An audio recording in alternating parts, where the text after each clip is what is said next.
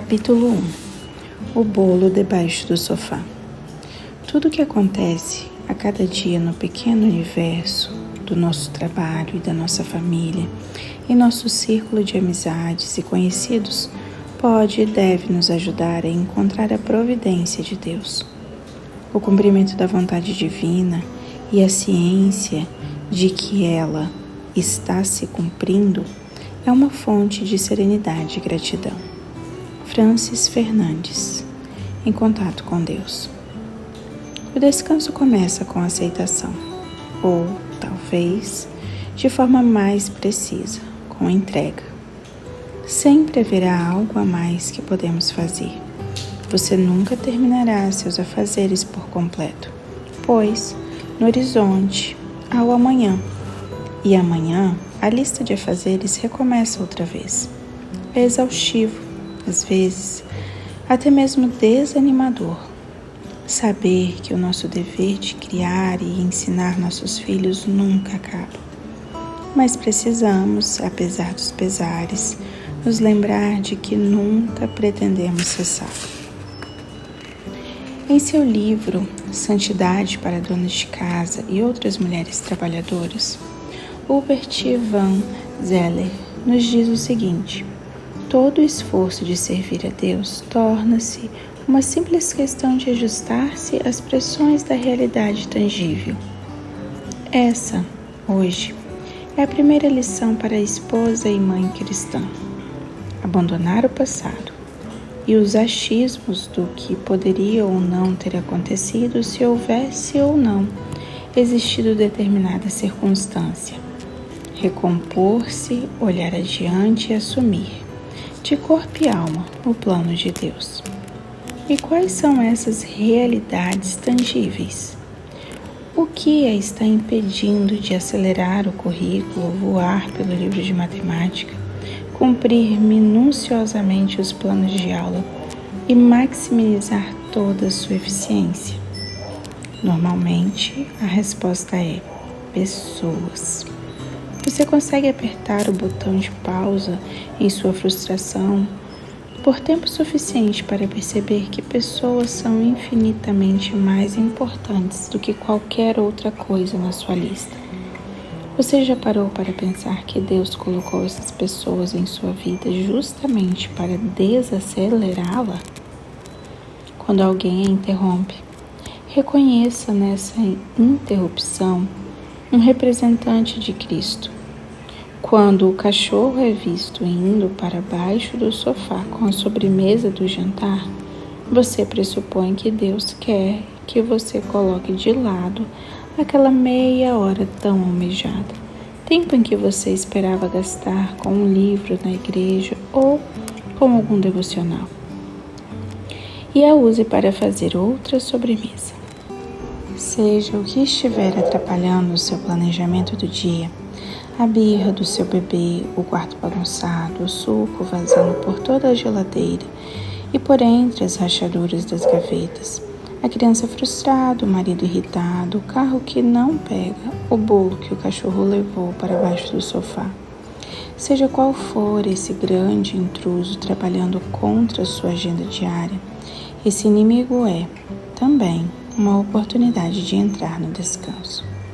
C.S. Lewis observou certa vez: a grande conquista, se é que isso é possível, é parar de considerar todas as coisas desagradáveis como interrupções da própria vida ou da vida real.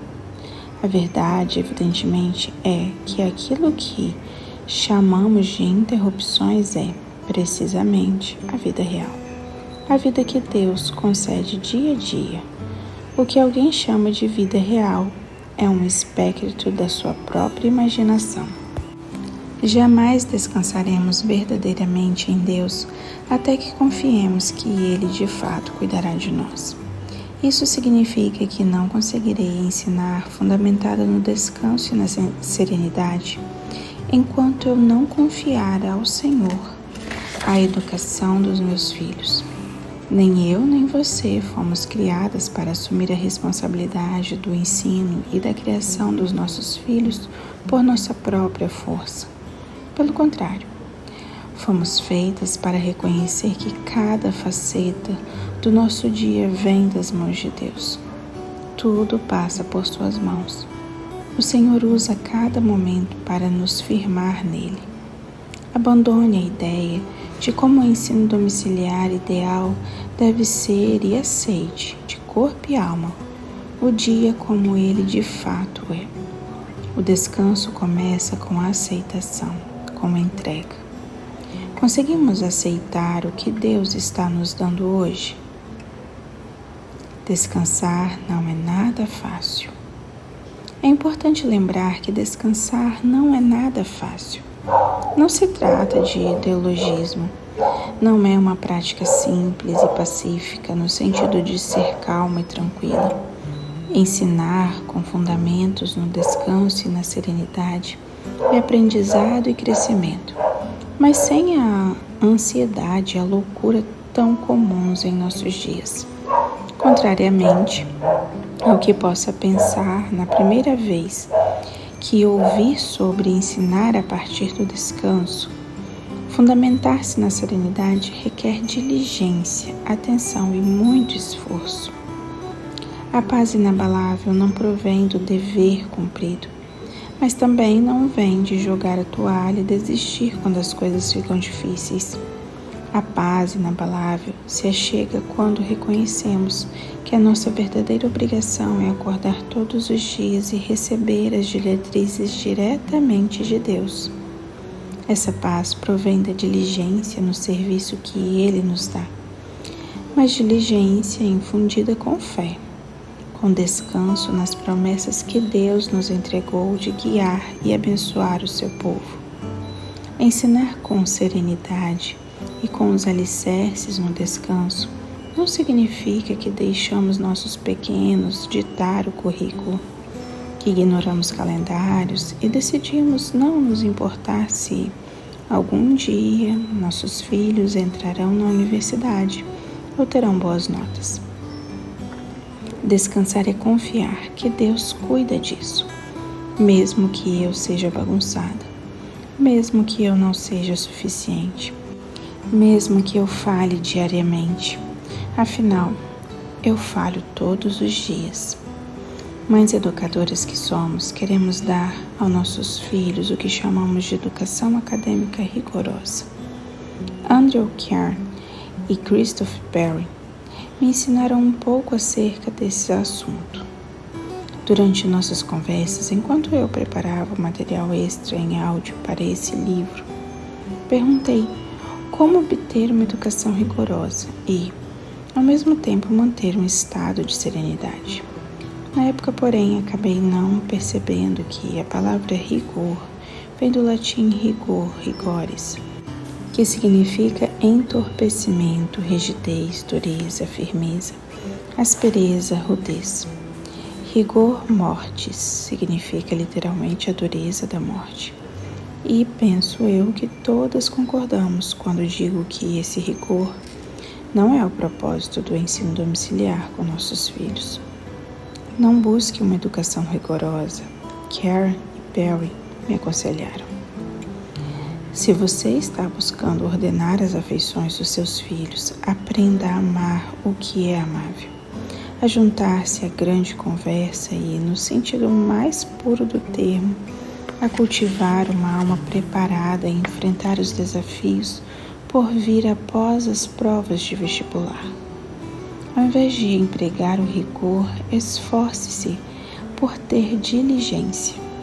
Diligência vem do latim diligere, que significa destacar, valorizar, estimar, apreciar, amar, aspirar, deleitar-se, prezar.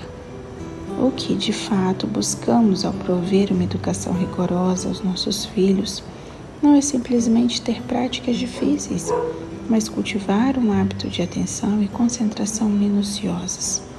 O termo estudante vem do latim studium, que significa zelo, afeição, avidez. Logo, o aluno diligente se deleita com avidez e com grande zelo naquilo que ama. Por meio de um descanso diligente, à medida que Deus nos concede sabedoria, trabalhamos nas coisas certas, da maneira correta e no momento correto. Somos diligentes para com aquilo que amamos e conseguimos amar o dever e a obediência, uma vez que fomos abençoadas e amadas por um Deus que nos capacita a amar até mesmo nossos inimigos. Se conseguimos amar até mesmo nossos inimigos, certamente podemos amar a roupa suja, o latim e a matemática. Quando somos diligentes, até mesmo nossas obrigações ordinárias podem ser oferecidas a Deus como dádivas de amor e sacrifício. Como Laura Ingalls Wilder nos lembra, a forma mais real de viver é desfrutar de cada momento enquanto ele passa. E é certamente nas coisas diárias ao nosso redor que se encontra a beleza da vida. Mas o que isso significa na prática, enquanto estou atolada em minha rotina? O que acontece quando minha filha joga aquele lápis e seus olhos se arregalam com lágrimas porque ela simplesmente não entende a lição de matemática naquele dia? Isso acontece na minha casa com certa frequência. Quando o meu foco é ser diligente ao invés de rigorosa, a minha medida de sucesso deixa de ser concluir a lição 97 hoje. Sim, meu intuito ainda é concluir a lição 97 em algum momento. Mas se não conseguir fazer isso porque minha filha não está conseguindo compreendê-la, não preciso me preocupar ou ficar ansiosa e cerrar os punhos. Pelo contrário, quando me disponho à diligência, não fico tentada a empurrá-la para a próxima lição porque temos que continuar. E com certeza também não guardo o livro de matemática na estante. Não deixo de me importar. Não devo me abalar quando minha filha não entende a lição de matemática. Afinal, Deus projetou o estudo e o trabalho de modo que envolvessem desafios que enfrentamos e vencemos. Cabe a nós esperar, portanto, ter dificuldades de tempos em tempos na educação de nossos filhos. Agora é hora de solucionar problemas, resolver dificuldades e fazer companhia. Minha filha não compreender a lição do dia não é um contratempo. É simplesmente Deus me mostrando as responsabilidades daquele dia. Minha filha não precisa se preocupar ou temer. Ela precisa que eu a ame e a guie com graça. Ensinar com serenidade significa não entrar em pânico quando as coisas não acontecem de acordo com o planejado. Na verdade, o planejado é que os planos nem sempre deem certo. Experimento a paz inabalável quando enfrento o desafio do dia de corpo e alma, confiante de que ficaremos bem, pois estamos seguindo a vontade de Deus. Não há experimento quando concluo o trabalho, quando todas as lições já estão corrigidas, quando minha filha acerta tudo no vestibular e entra na universidade com sucesso, aprovando que cumpri meu dever de mãe. Na verdade, a paz inabalável não está relacionada ao meu sucesso, mas à fidelidade.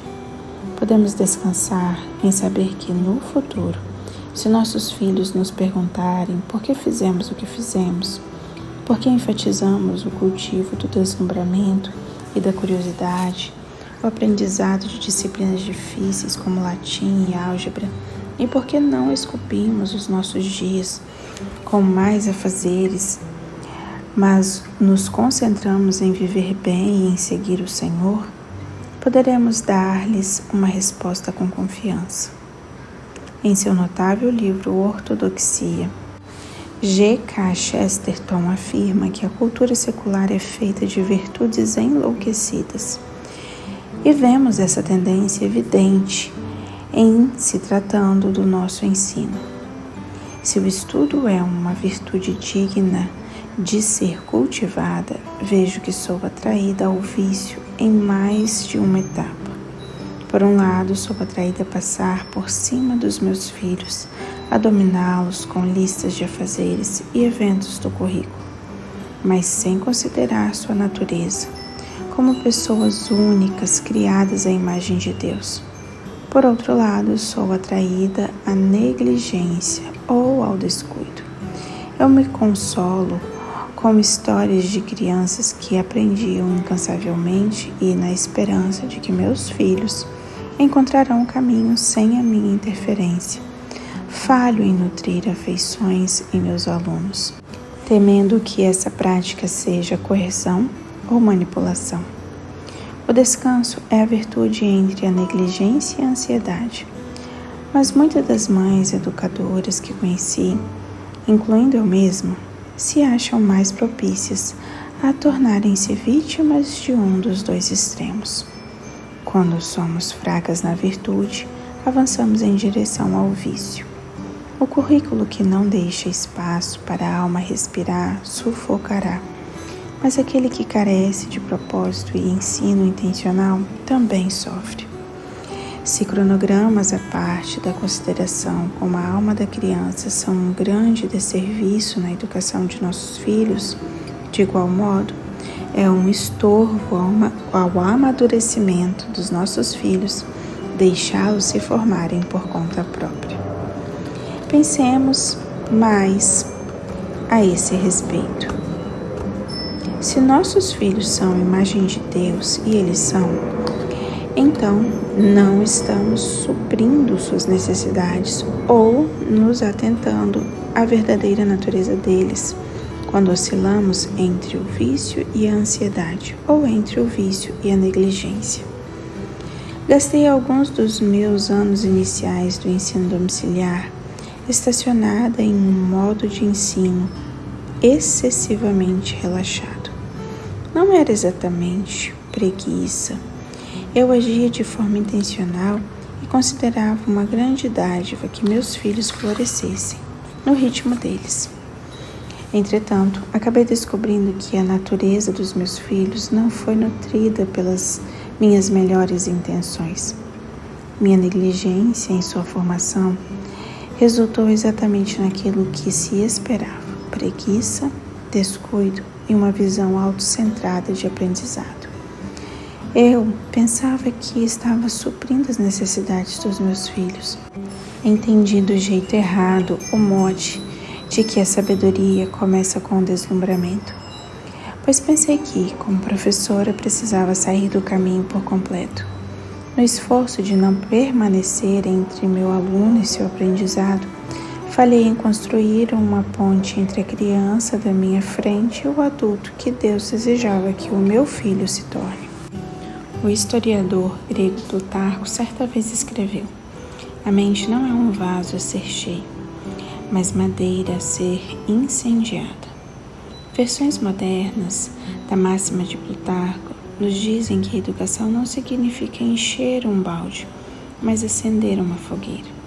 Precisamos, no entanto, nos lembrar de que, depois de acesa a fogueira, precisa ser alimentada e mantida, do contrário, o fogo se extingue.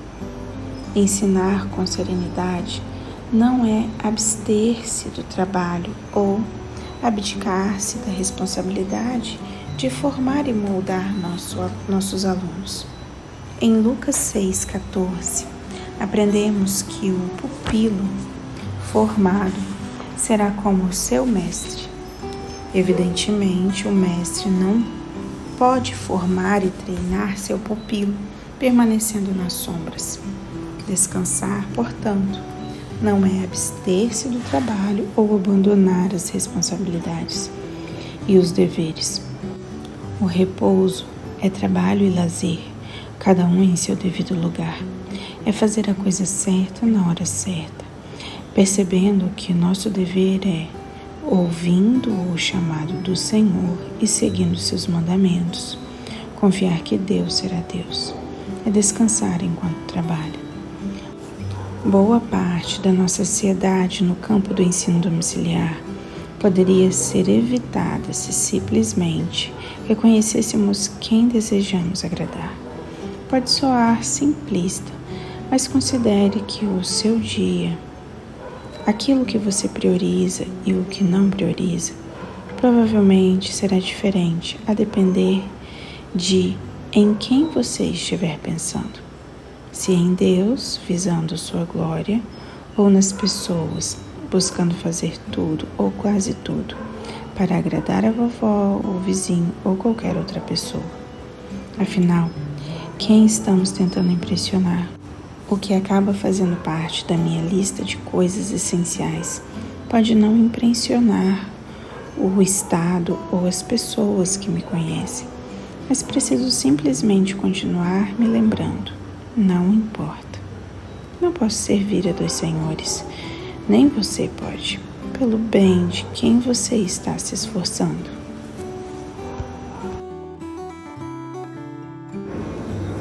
Por que nossa rotina diária é terra santa? Para começo de conversa, a maior parte da minha frustração surge quando me esqueço de qual é a minha verdadeira responsabilidade. Deus me chama a ser fiel.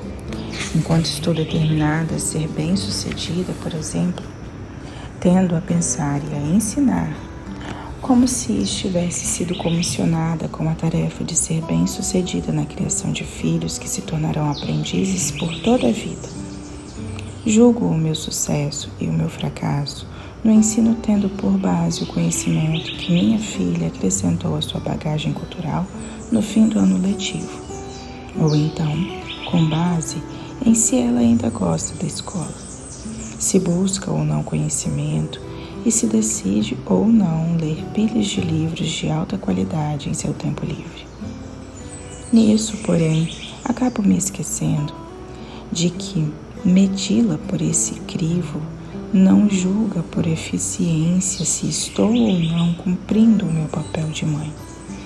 Deus não exige que eu seja bem-sucedida por minha própria conta e risco. O Senhor me chama a ser fiel e a confiar nele, enquanto busco resultados, ainda que as coisas não aconteçam exatamente do jeito que eu esperava. O sucesso, aos olhos de Deus, nem sempre se parece com o sucesso que estamos buscando. Se, apesar disso, formos fiéis, conheceremos a paz e o descanso do alto em nossos estudos e esforços. Que sucesso maior do que esse podemos querer? Fidelidade significa apresentar-se diariamente ao trabalho que o Senhor nos chamou a fazer. Se no fim das contas as coisas vão terminar do jeito que eu quero ou não, se os meus filhos terão ou não uma fé robusta, um coração humilde, compassivo, amor pelo aprendizado e pela educação, um conjunto de habilidades acadêmicas que os ajudará a buscar o conhecimento e a verdade todos os dias e em todos os lugares, não está sob o meu controle. Não é minha obrigação gerar eficácia. Deus não exige de mim que eu seja bem-sucedida nos termos deste mundo, mas que eu cumpra fielmente com as minhas obrigações.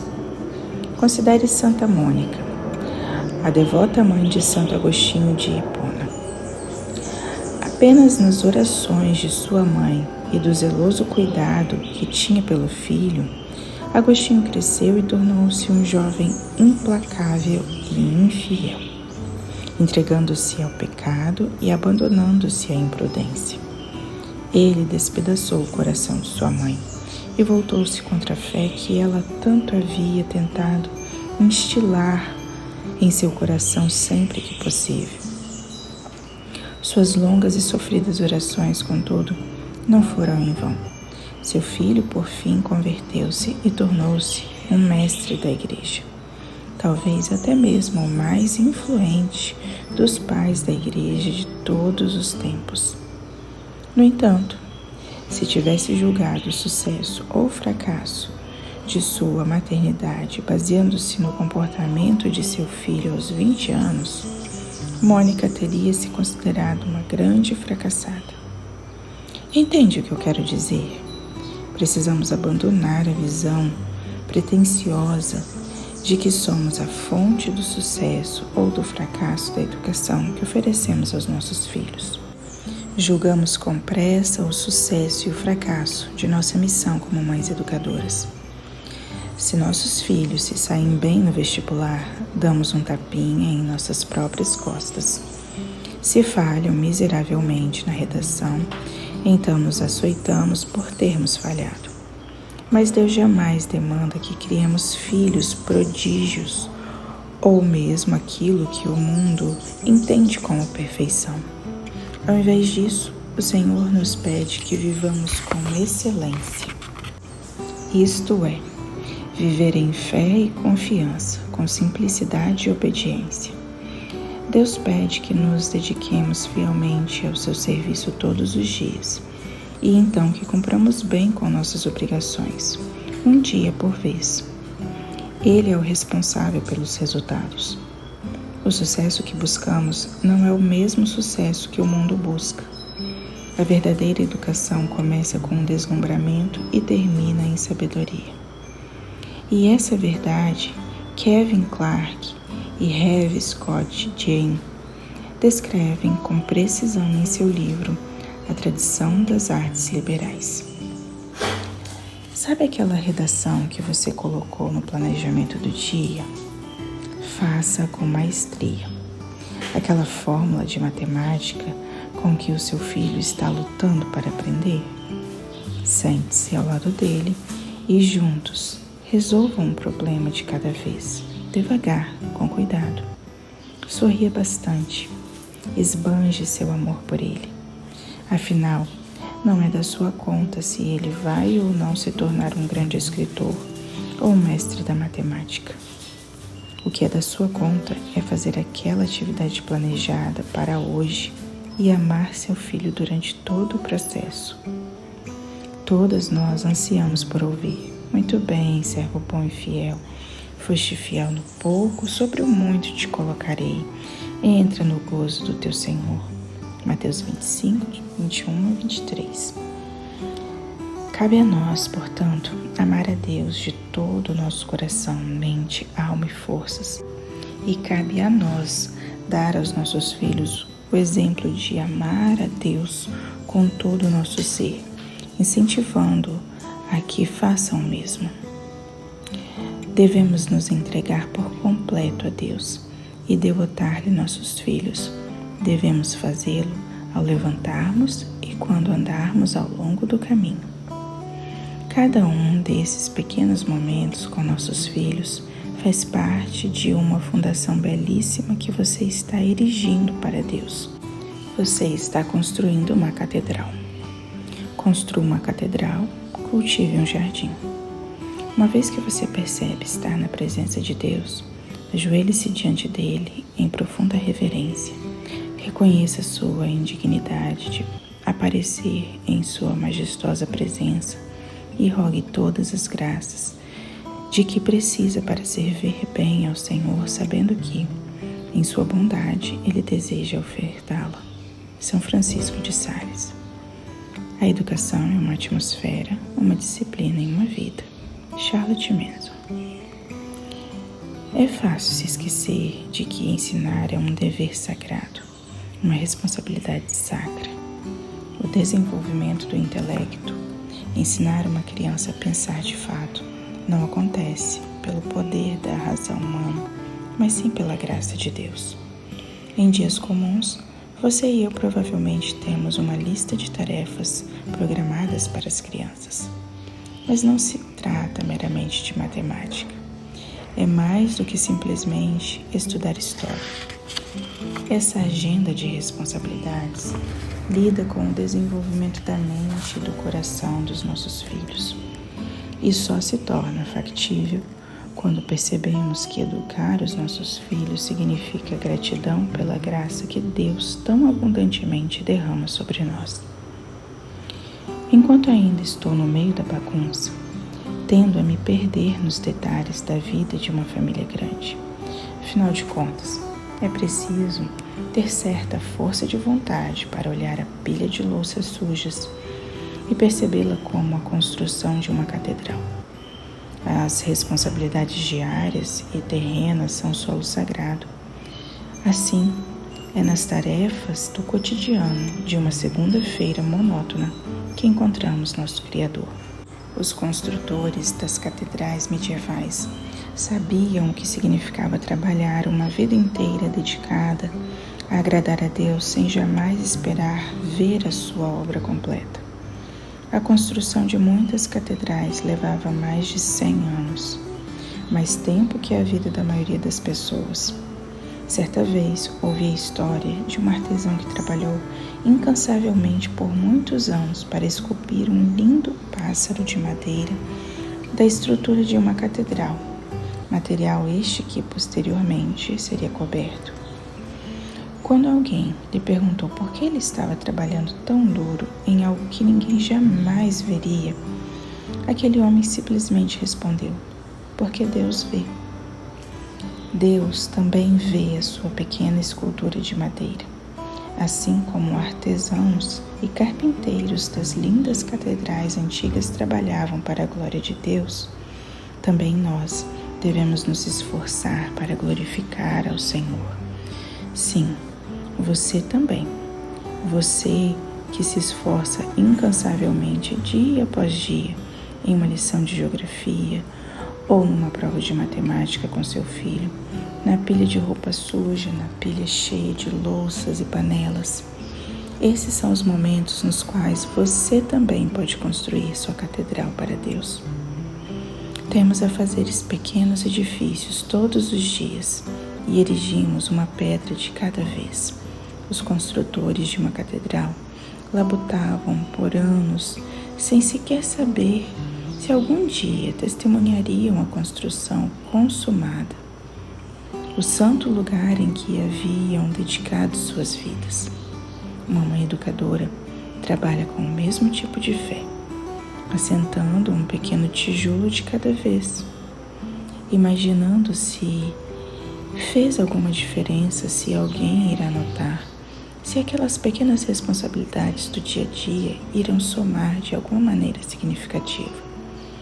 Quando a vida chegar ao fim, Deus sondará o nosso coração.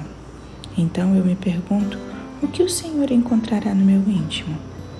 Acaso Ele verá como usamos a lição de geografia, a temida prova de matemática, a imensa pilha de roupas sujas e a panela de sopa quentinha para nos aproximarmos dele?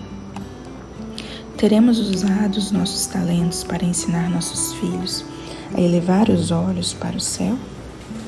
Será que os detalhes mais tediosos de um dia de ensino domiciliar foram oferecidos a Deus como uma forma de amá-lo, ou meramente aguentamos o tranco ao longo do dia para marcar mais uma tarefa concluída?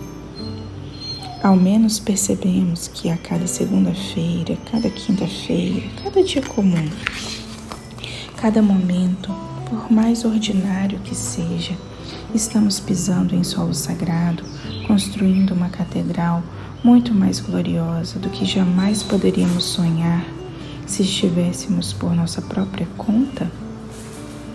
Nenhuma responsabilidade é simples demais, nenhuma atividade é pequena demais.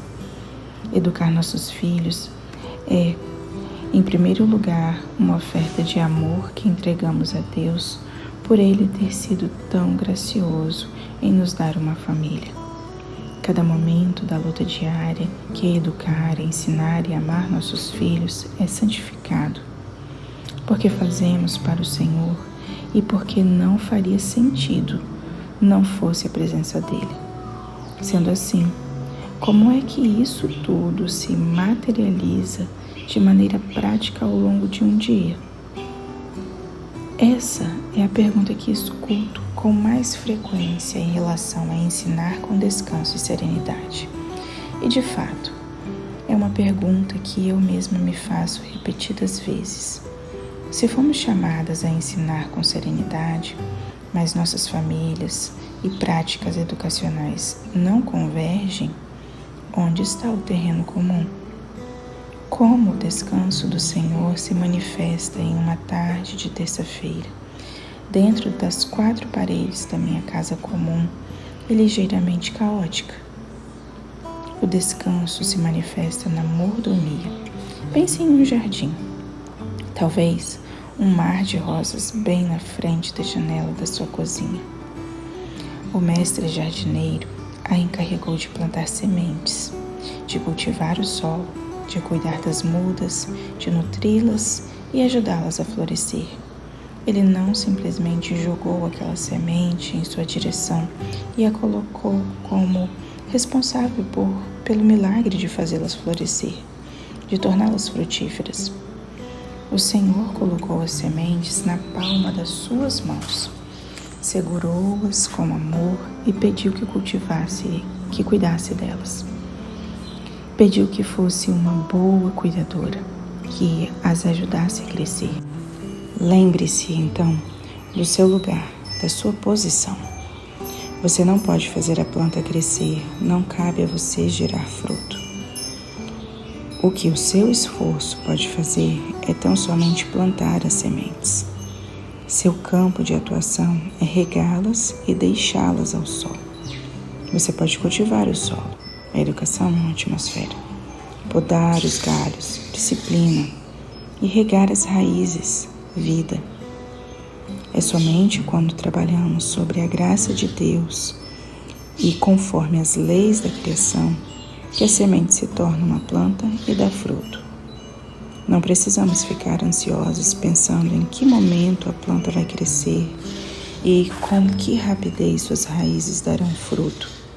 Nosso dever é cuidar dela e trabalhar para certificar-nos de que a planta crescerá em temor e tremor. Mãe educadora, escute-me. Você só recebe a graça de Deus para socorrê-lo no mundo real e não em sua imaginação. Deus não concede graças nossas preocupações infundadas e que permanecem tão somente no campo das probabilidades. A tudo que conjecturamos se vai ou não dar certo um dia.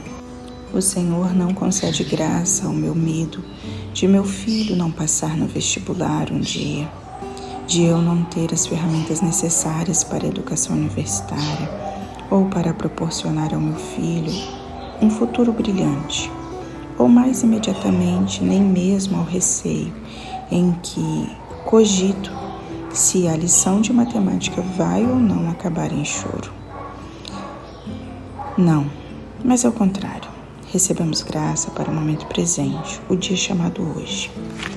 Recebemos graça para a realidade factível e tangível. Devemos, portanto, agir dentro dessa realidade e dentro das leis da criação, enquanto cuidamos de nosso jardim e zelamos por seu desenvolvimento. Podemos nos preocupar o quanto quisermos, para que Deus não transforme os frutos de nossa semente de tomate em pepinos. Mas com que finalidade? Tenha bom ânimo. Aquelas sementes que Deus colocou em suas mãos podem dar muito fruto no reino de Deus, embora exijam esforço de sua parte. É preciso confiar na providência, é preciso comprometer-se com a mordomia fiel dos bens divinos e manter-se num estado de confiança, descanso e serenidade. É preciso repousar. Cultive o seu jardim.